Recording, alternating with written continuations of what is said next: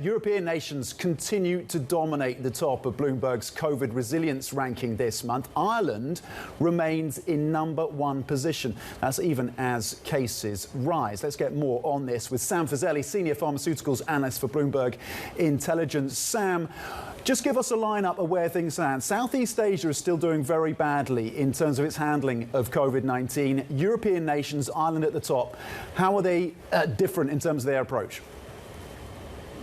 Hi, good morning. So I think one of the critical things to remember is the type of vaccine that's being used in the different regions. There are so many moving parts in this when it comes to a response to the pandemic, and especially the Delta virus, because the Delta variant, because it is so infectious. And I think that makes a huge difference in people trying to manage the pandemic. And I bet you that it will be a constantly shifting dynamic when it comes to who's leading, who's not leading. Yeah. The real simple way of keeping it at bay is to just keep people away from each other.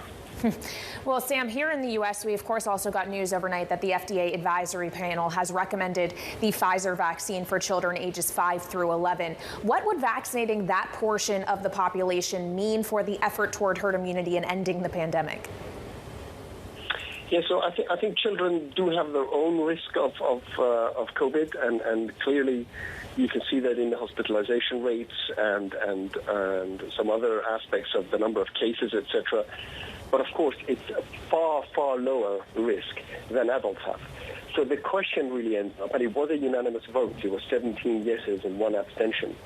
There was lots of discussion, however, as regards to the safety of this, because you're going to have to really be at a time where there's lots of transmission of virus going on for it to make sense for that age group to be vaccinated for their own sake. But clearly, it makes a difference if they are protected, and the vaccine reduces transmission, which is a tough one with Delta, for the total society impact.